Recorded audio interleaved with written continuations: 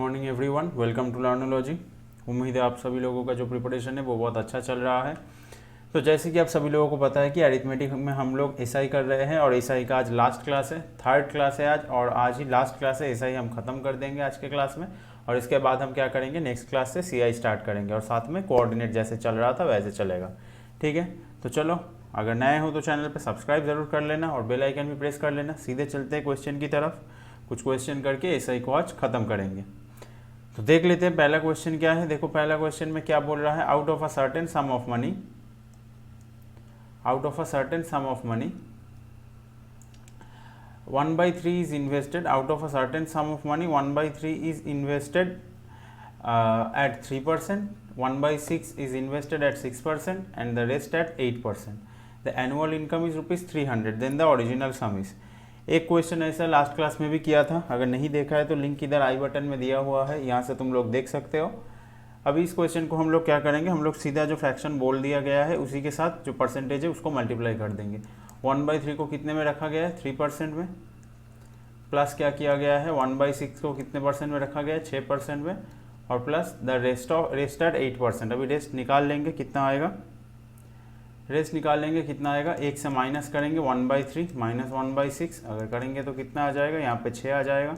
तो 6 - 2 - 1 मतलब कितना माइनस हो रहा है, तो 3, तो 3/6 मतलब 1/2। तो बाकी हिस्सा क्या है 1/2, 1/2 को कितने में रखा गया है 8% में।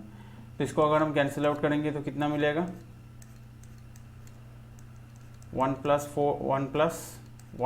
4, ठीक है। तो टोटल कितना आ रहा है 6%। तो टोटल हमें मिल रहा है ओवरऑल 6% मिल रहा है, और यहाँ पे क्या बोला है ₹300 मिल रहा है। तो 6% का वैल्यू कितना होगा, 6% का वैल्यू 300 होगा। तो फिर 1% का वैल्यू कितना हो जाएगा, 1% का वैल्यू हो जाएगा 50। और हमें निकालना क्या है 100% का वैल्यू। 100% का वैल्यू फिर क्या हो जाएगा, 2 0 यहाँ पे भी बढ़ जाएगा, कितना हो जाएगा 5000। क्लियर है। इस टाइप के क्वेश्चन लास्ट क्लास में भी किया था, ये और एक करवा दिया ताकि क्लियर हो जाए। नेक्स्ट क्वेश्चन पे चले। आज कुछ बहुत अच्छा क्वेश्चन करेंगे, फिर चैप्टर को ख़त्म करके नेक्स्ट क्लास से, अरिथमेटिक के क्लास से सीआई को स्टार्ट कर देंगे। ठीक है, चलो नेक्स्ट क्वेश्चन देखते हैं। नेक्स्ट में देखो क्या बोला है, a person borrowed a sum at 6% per annum and return ₹6800 after 1 year. क्या बोला है, 6% पर एनम में बोरो किया था और 1 साल बाद 6800 रुपये उसने लौटा दिया। Now the rate of interest becomes 5% per annum. जो 6% था रेट ऑफ इंटरेस्ट 5% हो गया है। On the rest of the amount, जो बाकी के अमाउंट है उसके ऊपर 5% इंटरेस्ट हो गया है। If the interest of second year is 11/20 of the first year SI, what amount was borrowed. और क्या बोला है, जो सेकेंड ईयर का एसआई है वो पहले साल के एसआई का 11/20 पार्ट है, तो कितना बोरो किया गया था ये बोला है। तो देखो यहाँ पे क्या बोला है कि एक प्रिंसिपल था, उसके ऊपर क्या हुआ है, उसके ऊपर 6% इंटरेस्ट अप्लाई हुआ है। फिर यहाँ पे एक अमाउंट जनरेट हुआ है जिसके अंदर क्या है, जिसके अंदर प्रिंसिपल भी है एसआई भी है। इसमें से क्या हुआ है, फिर इसमें से 6800 रुपये उसने दे दिया है। दे देने के बाद मानो यहाँ पे कुछ एक अमाउंट A1 बचा। ठीक है, यही सिनारियो है। अभी तुम यहाँ पे देखो क्या बोल रहा है ये, कि जो एसआई है वो एसआई मैं मान लेता हूँ पहले साल में 20 था, तो दूसरे ईयर में कितना हो गया 11, 20:11। ठीक है, ये मैं लिख देता हूँ फर्स्ट ईयर और ये सेकेंड ईयर। ठीक है, अभी देखो रेट ऑफ इंटरेस्ट क्या बोला है, रेट ऑफ इंटरेस्ट बोला है फर्स्ट साल पहले साल में था 6 और दूसरे साल में कितना हो गया 5। अभी हम लोग यहाँ से प्रिंसिपल का रेशियो निकाल सकते हैं, क्योंकि प्रिंसिपल मतलब हम लिखते हैं ना SI/R। तो SI को R से डिवाइड करने से रेशियो निकल जाएगा प्रिंसिपल का। ये दोनों ही रेशियो में है तो रेशियो निकल जाएगा। तो रेशियो कितना आएगा, देखो यहाँ पे मैं कर सकता हूँ 20/5 और यहाँ पे कर सकता हूँ 11/5, 20/6 सॉरी। तो यहाँ से मुझे रेशियो कितना मिलेगा, यहाँ से मुझे रेशियो कितना मिलेगा, 6 और 5 को अगर मैं हटाना चाहूँ तो 6 × 5 अगर यहाँ पे करूँगा कट जाएगा, ये आ जाएगा 100 और यहाँ पे कितना आ जाएगा, यहाँ पे आ जाएगा 66। तो प्रिंसिपल का रेशियो मुझे मिल गया 100:66। इसको और छोटा नहीं करते हैं, ऐसे ही रखते हैं, क्योंकि 100 है, कैलकुलेशन में ईजी होगा, कैलकुलेशन में आसानी होगा, रखते हैं। ठीक है, तो चलो मान लेते हैं कि 100:66 मतलब पहले साल प्रिंसिपल अगर 100 था तो दूसरे साल ये बन गया है 66। ठीक है, लेकिन पहले साल अगर 100 था और उसके ऊपर 6% प्रिंसिपल अप्लाई हुआ था, तो दूसरे साल के शुरू में वो कितना बनना चाहिए था 106 की, लेकिन रह कितना गया 66। तो ये जो गैप है ये कितने का है, 40 का गैप है। ये गैप जो 40 का बना है ये किस लिए बना है, क्योंकि उसने 6,800 रुपये दे दिया। क्लियर हुआ? इस जगह को फिर से समझो। हमने क्या किया, हमने एसआई और रेट ऑफ इंटरेस्ट के रेशियो से प्रिंसिपल का रेशियो निकाल लिया। तो हमें पता चला पहले ईयर में प्रिंसिपल था 100 रुपये और दूसरे ईयर में प्रिंसिपल था 66 रुपीज़। क्लियर हुआ? अभी देखो, पहले ईयर के शुरू में अगर प्रिंसिपल 100 रुपीज़ था, 100 रुपीज़ था और इंटरेस्ट रेट था 6% पर एनम, तो एक साल के बाद सेकेंड ईयर के शुरू में प्रिंसिपल कितना होना चाहिए था, 106 रुपीज़।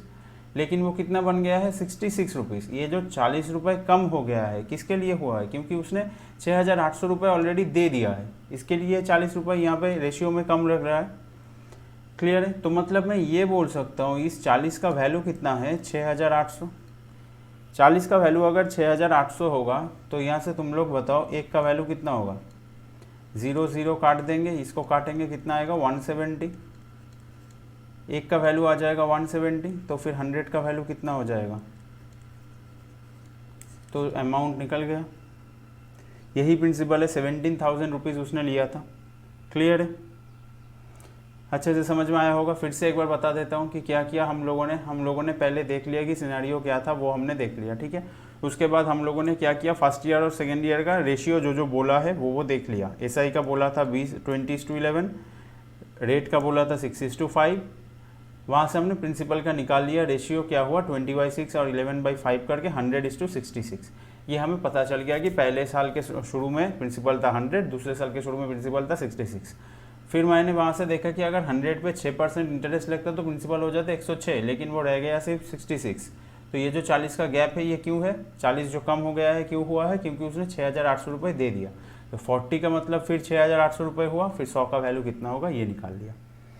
क्लियर है? उम्मीद है अभी क्लियर हुआ होगा। फिर भी अगर क्लियर नहीं हुआ है तो कमेंट में ज़रूर बता देना, मैं नेक्स्ट क्लास में फिर से बता दूंगा। ठीक है, चलो अभी आगे बढ़ते हैं।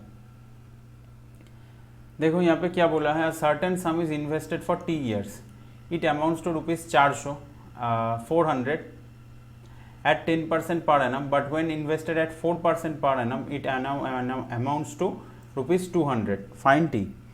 क्या बोला है फिर से देखो, certain sum is invested for T years, it amounts to ₹400 at 10% per annum, but when invested at 4% per annum it amounts to ₹200। मतलब क्या, 10% पर annum में ये अमाउंट्स टू 400, मतलब प्रिंसिपल और इंटरेस्ट मिल के 400 बन रहा था, बट जब 4% में रखा गया तो 200 बन रहा है। ठीक है, तो इसको हम कैसे करेंगे, मान लेते हैं कि प्रिंसिपल 100 है। ठीक है, फिर 100 के ऊपर 10% इंटरेस्ट में अगर हम टी साल के लिए रखेंगे तो एसआई कितना बनेगा, एसआई कितना बनेगा 10T। तो अमाउंट क्या हो जाएगा, 10 ईयर्स में अमाउंट क्या हो जाएगा, P + 10T। क्लियर है? फिर हमें क्या करना है, हमें 4% पे रखना है। तो 100 × 4 × T बाई 100, तो 100 तो कट जाएगा, यहाँ पे कितना बन रहा है 4T। तो अगर हमने टी ईयर्स में, अरे 10 ईयर्स मैंने क्यों लिख दिया, यहाँ पे टी ईयर्स होगा 10% में, और अगर टी ईयर्स के लिए हम लोगों ने क्या किया 4% पे रखा, तो अमाउंट क्या बन रहा है P + 4T। तो इसको माइनस करो, इसको अगर हम माइनस करेंगे तो P और P कैंसिल आउट हो जाएगा और बचेगा कितना 6T। 6T बचेगा, 6T बचेगा, 6T बचेगा। तो मतलब क्या मिल रहा है, 6T का वैल्यू हमें क्या मिल रहा है, और हमें ये बोल दिया है कितना है 400, और इसका वैल्यू बोल दिया है कितना है 200। तो 6T का वैल्यू हमें कितना मिला 200। वहाँ से हम T का वैल्यू क्या निकाल सकते हैं, T का वैल्यू हम निकाल सकते हैं 200/6। अगर T का वैल्यू 200/6 है तो तुम कोई भी एक निकाल सकते हो, 4T का वैल्यू भी निकाल सकते हो, 10T का वैल्यू भी निकाल सकते हो। तो हम लोग 10T का ही निकाल लेते हैं, कितना हो जाएगा 2000 × 10/6। फिर तो यहाँ से कितना बन रहा है 2000/6, या फिर हम लोग बोल रखते हैं 1000/3। इसका मतलब क्या निकला कि ये जो 400 रुपये है, ये 400 रुपये कैसे बना, प्रिंसिपल + 1000/3 जो कि इसका इंटरेस्ट है, एसआई है 1000/3, ये मिल के 400 रुपये बना। तो प्रिंसिपल हमें यहाँ से मिल जाएगा 400 माइनस हम अगर 1000/3 करेंगे तो कितना मिलेगा, ये 1200 - 1000 मतलब 200/3, तो हमें प्रिंसिपल मिल गया 200/3। क्लियर है, प्रिंसिपल हमें 200/3 मिल गया। अभी हम लोगों को टी निकालना है। प्रिंसिपल हमें पता चल गया है, हमें एसआई भी पता चल गया है, तो सीधा फॉर्मूले में डाल दो PRT/100 में। एसआई कितना है 1000/3 इक्वल टू हम लोग क्या लिख सकते हैं, प्रिंसिपल है 200/3 इंटू रेट कितना है, रेट बोला था 10% यहाँ पे, क्योंकि हम लोग पहले वाले इक्वेशन में पुट किया है, और टी का वैल्यू निकालना है। तो यहाँ से टी 3 और 3 कट जाएगा, यहाँ से ये 1 0 2 0 3 0 ये कट जाएगा, तो टी का वैल्यू क्या रह जाएगा, अच्छा सॉरी नीचे एक 100 भी है, ये लिखना मैं भूल गया था, तो इसको काटूंगा तो क्या हो जाएगा 50, तो फिर टी का वैल्यू क्या हो जाएगा, टी का वैल्यू बन गया 50 ईयर्स। क्लियर है, एक बार फिर से समझ लो, मैंने क्या मान लिया, मैंने मान लिया टी ईयर्स में 10% में रखा गया है पैसा, जो कि प्रिंसिपल मान लिया 100, तो कितना मिला P+100T करके 400, और यहाँ पे P+100T करके कितना मिला 200, ये हमें इंटरेस्ट मिला 10T एंड 4T। तो प्रिंसिपल में ऐसे लिखूंगा तो कितना मिल जाएगा 400 एंड 200, हमें ये अमाउंट बोल दिया गया था, माइनस करेंगे तो यहाँ पे P के जगह पे तुम 100 भी लिख सकते हो, वो भी कैंसिल आउट हो जाता, कोई ऐसी बड़ी बात नहीं है, ठीक है। तो यहाँ पे हमें 60 का वैल्यू मिल गया 200, तो T का वैल्यू मिला 200/6। फिर इस T के वैल्यू को मैंने यहाँ पे पुट कर दिया कि 10T का वैल्यू मैंने निकाल दिया कि एक्चुअल जो इंटरेस्ट था वो कितना है। तो मैंने T का वैल्यू जब यहाँ पे पुट किया, एक बात याद रखना, ये T का वैल्यू यहाँ से 200/6 निकल गया, मतलब इसको ये एज्यूम नहीं कर लेना कि ये आंसर है, ये आंसर नहीं है, क्योंकि इस T को मैंने इक्वेशन में डाला था जो SI है वो निकालने के लिए, ये एक्चुअल ईयर्स कभी नहीं आएगा, ठीक है। ये थोड़ा ध्यान में रखना, ये परसेंटेज के बेसिस में आया है, एक वेरिएबल है सिर्फ, जो SI निकालने में हमें हेल्प करेगा, इसको ही डायरेक्ट तुम लोग ईयर मत मान लेना, ये गलती बहुत लोग करते हैं, लेकिन ये गलती मत करना।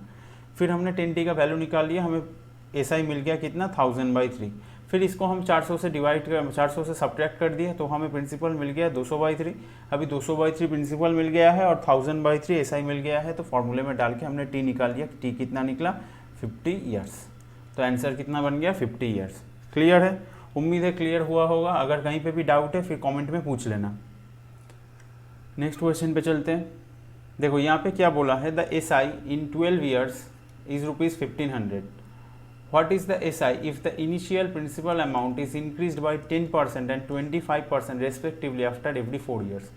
देखो 12 ईयर्स में कितना SI मिला है, बोल रहा है 12 ईयर्स में SI मिल रहा है 1500 रुपये, लेकिन SI क्या होगा अगर इनिशियल जो प्रिंसिपल है, जो अमाउंट है, उसको 10% और 25% बढ़ा दिया जाए हर 4 साल के बाद, ठीक है। तो यही पूछा है। एक बात देखो, हमें ये पता है कि प्रिंसिपल जितना बढ़ेगा SI भी उसी हिसाब से बढ़ेगा, मतलब देख लो, अगर यहाँ पे हम लोग बोले कि 100 रुपये है, 100 रुपये में 10% इंटरेस्ट लगा के ये कितना बन रहा है 110, लेकिन हमने 100 रुपये को क्या मान लो 100% से बढ़ा दिया, डबल कर दिया, तो 200 कर दिया, 200 में 10% लगाओगे तो ये कितना बन जाएगा 220। तो एक बात देखो, यहाँ पे SI कितना बन रहा था 10 रुपये, यहाँ पे SI कितना बना 20 रुपये, मतलब अगर हम प्रिंसिपल को डबल कर रहे हैं तो SI भी डबल हो रहा है। तो प्रिंसिपल में जो इंक्रीज बोला है, अगर हम वही इंक्रीज सीधा SI पे कर दें तो ये आंसर हमारा निकल जाएगा, ठीक है। ये मैं क्यों बता रहा हूँ, देखो हर 4 साल के डिफरेंस में कर रहा है, तो SI तो सेम होगा। अगर 1500 को मैं 4 साल के 3 हिस्से में तोड़ दूँ, क्योंकि 12 ईयर्स बोला है, तो 12 ईयर्स को अगर मैं ऐसे तोड़ूँ कि 4 ईयर्स और 4 ईयर्स, तो जो SI है वो भी 3 हिस्सों में टूट जाएगा इक्वली, 500, 500 एंड 500। अब देखो न्यू SI क्या हो जाएगा, क्योंकि ये तो पुराना वाला था, न्यू SI में सिस्टम क्या बोल रहा है कि हर 4 साल के बाद 10% इंक्रीज़ कर दिया गया है, तो पहले वाले में तो 500 होगा, अब प्रिंसिपल को 10% इंक्रीज़ किया है, मतलब SI भी 10% बढ़ जाएगा, तो हम लोग सीधा 500 का ही 10% निकाल लेंगे। तो 500 को अगर 10% से इंक्रीज़ कर दिया जाए तो कितना निकलेगा, ये 110 किया ताकि वैल्यू डायरेक्ट निकल जाए, क्लियर है, 550 हो गया। फिर 500 को क्या करना है, उसके बाद 25% इंक्रीज़ बोला है, 500 को इंक्रीज़ करना है, 550 नहीं पकड़ना है, ठीक है। 500 इंटू क्या करना है 125 कर देते हैं यहाँ पे, तो यहाँ पे क्या हो जाएगा 625 हो जाएगा। तो नया एसआई क्या बन गया, नया एसआई बन गया 500 प्लस 550 प्लस 625। तो टोटल कितना बन रहा है ये 1675। तो यही आंसर है, नया एसआई इतना बन रहा है, 1500 की जगह 1675 बन रहा है। क्लियर है। तुम लोग ये मत करना कि कुछ एसआई पकड़ लिया फिर वहाँ उसको इंक्रीज़ कर रहे हो, वहाँ से एसआई निकल रहे हो फिर इसको इक्वल कर रहे हो, इस तरीके से मत करना। ये मैंने इसलिए समझा दिया पहले, कि तुम एसआई को जितना इंक्रीज़ करोगे, तुम प्रिंसिपल को जितना इंक्रीज़ करोगे, एसआई भी उतना ही इंक्रीज़ होगा। क्लियर हुआ ये बात। एक और क्वेश्चन करते हैं इस तरीके का, एक और क्वेश्चन मैंने इंक्लूड किया है। नेक्स्ट क्वेश्चन देखो क्या बोल रहा है, sum of money amounts to ₹1500 in 12 years. यहाँ पे ये डिफरेंस देख लेना, यहाँ पे क्या बोला है, वहाँ पे बोल दिया था कि एसआई है 1500, यहाँ पे बोल रहा है अमाउंट्स टू, यहाँ पे बोल रहा है अमाउंट्स टू 1500, मतलब इस 1500 के अंदर प्रिंसिपल भी घुसा हुआ है। The initial principal increased by 10% and 20% respectively after every 4 years. What will be the SI received after 12 years if the rate of interest is 25/6%? Rate of interest यहाँ पे चाहिए होगा, क्योंकि 25/6% नहीं बोलेगा तो हम लोग एसआई कैसे निकालेंगे। ठीक है, तो तुम ये मान लो कि प्रिंसिपल 100 रुपीज़ है, तो 100 के ऊपर हम लोग क्या करेंगे, 25/6% के हिसाब से 12 ईयर्स का एसआई कैलकुलेट कर लेंगे। एक साल का 25/6 है तो 12 साल का कितना होगा, मल्टीप्लाई कर देंगे सीधा, तो कितना बन जाएगा 50। मतलब और ये अमाउंट कितना बन जाएगा, फिर अमाउंट बन जाएगा 150। मतलब जो 100 था वो 150 बन गया, लेकिन 150 का वैल्यू कितना बोला है क्वेश्चन में, 1500। तो 100 का वैल्यू कितना बन जाएगा 1000। मतलब ये 1000 क्या है, ये प्रिंसिपल है, और ये जो डिफरेंस है ये कितना है, एसआई कितना निकल के आ गया 500।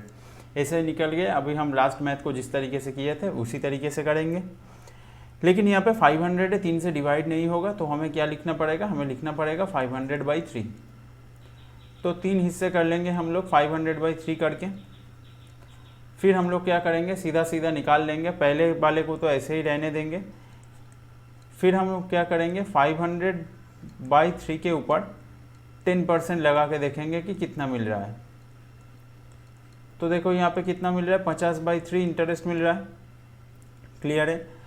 नेक्स्ट बारे में देखो क्या बोल रहा है, 10% और 20%, ये डबल हो रहा है, तो यहाँ पे कितना एसआई मिलेगा, यहाँ पे इसको हम सीधा सीधा डबल कर देते हैं, इस 50/3 को ही हम लोग डबल कर देते हैं, तो क्या मिल जाएगा 100/3। कैलकुलेशन को इस तरीके से शॉर्ट करना होता है। ठीक है, कि 10% 20% देखा, मतलब एक ही प्रिंसिपल के ऊपर निकाल रहे हो, तो 10% में जो निकलेगा 20% में उसका डबल निकलेगा, तो 100/3 मिल गया।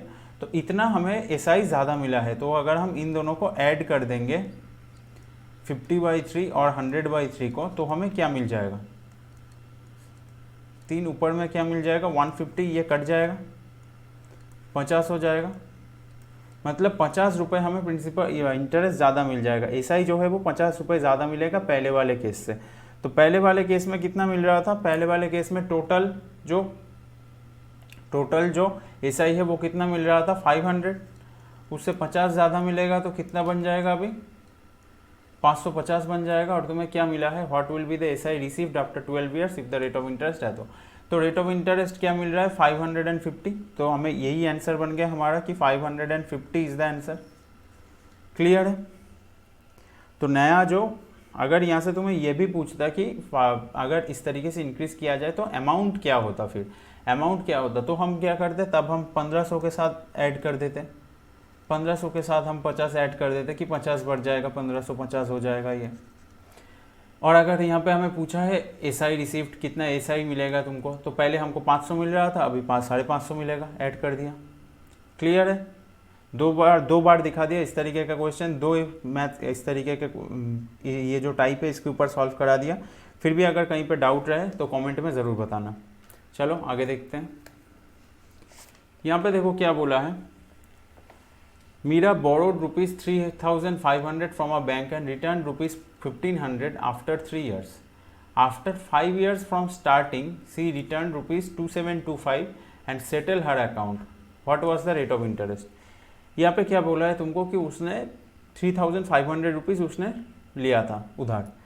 उसने क्या किया, 3 साल बाद 1500 रुपये उसने लौटा दिया। 3 साल बाद 1500 रुपये उसने लौटा दिया। और 5 साल के बाद उसने क्या किया, 2725 रुपये दिया और सेटलर अकाउंट, मतलब जो लोन था वो पूरा मिटा दिया, जो उधार लिया था वो मिटा दिया। तो रेट ऑफ इंटरेस्ट क्या था। तो यहाँ पे तुम लोग एक काम कर सकते हो, रेट ऑफ इंटरेस्ट को आर मान सकते हो, ठीक है। तो 3500 के ऊपर आर रेट ऑफ इंटरेस्ट में पहले 3 साल का कैलकुलेट कर लेते हैं कितना एसआई बन रहा है। 0 0 कैंसिल आउट होगा, ये मल्टीप्लाई करने से कितना आएगा 1105 आर, ठीक है। अभी उसके बाद उसने क्या किया, 1500 रुपये दे दिया। मान लो प्रिंसिपल से सिर्फ प्रिंसिपल था 3500, उसमें से 1500 उसने दे दिया, प्रिंसिपल से ही माइनस हो जाएगा, प्रिंसिपल जो है वो घट जाएगा, कितना रह जाएगा 2000, क्योंकि उसने 1500 रुपये क्या लौटाया, उसने प्रिंसिपल का ही 1500 रुपये लौटाया होगा, इंटरेस्ट तो उसने दिया नहीं। फिर यहाँ पे क्या बन जाएगा, 2000 के ऊपर कैलकुलेट कर लो। अभी आफ्टर 5 ईयर्स बोला है, 3 साल हो गया, 2000 के ऊपर 8% में कितना रहेगा, 2 साल के लिए रहेगा। 100 से मल्टीप्लाई कर दो, कितना बन जाएगा फिर 40 आर। अब देखो ये भी इंटरेस्ट है, ये भी इंटरेस्ट है, तो इन दोनों को अगर ऐड करोगे तो कितना बन जाएगा 145 आर। और क्या बोला है उसने, कितना चुकाया 5 साल के बाद 2725 रुपये, लेकिन बचा था कितना 2000। तो इंटरेस्ट कितना बन रहा था 2725 माइनस अगर हम 2000 करेंगे तो इंटरेस्ट कितना बना 725, जो कि ओवरऑल इंटरेस्ट था उसका। तो हम लोग ये बोल सकते हैं इस 145 आर का वैल्यू है 725, तो इधर से आर का वैल्यू निकल जाएगा। आर का वैल्यू कितना होगा फिर 725/145, कैलकुलेट करोगे तो कितना आ जाएगा 5 है, 5 से ही देखते हैं, 5 5 से 25, 2 हाँ 5 से जा रहा है ये, तो आर का वैल्यू कितना हो जाएगा, आर का वैल्यू हो गया 5%। क्लियर है, उम्मीद है क्लियर हुआ होगा। आज के सेशन का जितना मैथ है कराया मैंने, उम्मीद है सारा क्लियर हुआ होगा। अगर कहीं पे डाउट है तो कमेंट बॉक्स में ज़रूर बता देना। आज के सेशन का ये लास्ट मैथ है, ये करेंगे और आज का सेशन जो है ख़त्म करेंगे। नेक्स्ट क्लास में फिर हम लोग CI स्टार्ट करेंगे अरिथमेटिक के क्लास में। यहाँ पे देखो क्या बोल रहा है, certain sum is invested for certain time if it amounts to rupees 450 at 7% per annum, but when invested at 5% per annum it amounts to rupees 350। ये वो वाला सम है जहाँ पे मैंने टी मान के किया था, ठीक है। फिर से एक बार देख लो इस क्वेश्चन को किस तरीके से किया जा सकता है। मैं प्रिंसिपल को मान लेता हूँ 100, ठीक है। 100 अगर मानूंगा तो इंटरेस्ट कितना आ जाएगा 7% पर एनम में, सर्टेन टाइम को मैं मान लेता हूँ टी ईयर्स, तो 7% पर एनम में क्या बन जाएगा एसआई बन जाएगा 70। और ये क्या है, ये 7% रेट ऑफ इंटरेस्ट में है। और अगर मैं 5% रेट ऑफ इंटरेस्ट में मानूंगा तो एसआई कितना बनेगा, एसआई बनेगा 5t।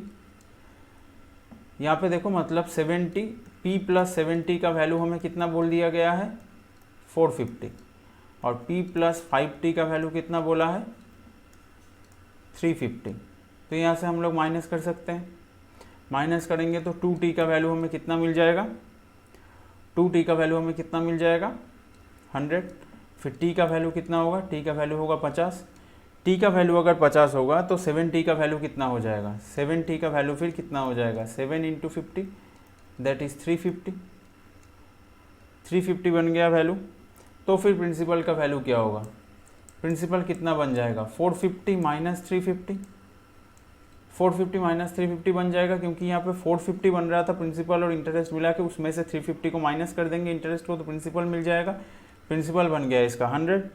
अभी रेट ऑफ इंटरेस्ट निकालने के लिए बोला है, नहीं टाइम निकालने के लिए बोला है, रेट ऑफ इंटरेस्ट तो बोल ही दिया था, तो कहीं पे भी पुट कर दो।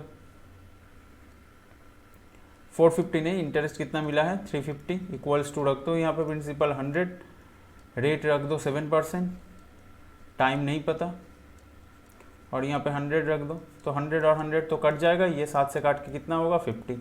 तो वही टी का वैल्यू कितना आ गया, टी का वैल्यू आ गया 50 ईयर्स, टी का वैल्यू आ गया 50 ईयर्स और प्रिंसिपल आ गया 100। तो 2 आंसर निकल गया, सम भी निकल गया और प्रिंसिपल भी टाइम भी निकल गया कि प्रिंसिपल था 100 और टाइम था 50 ईयर्स।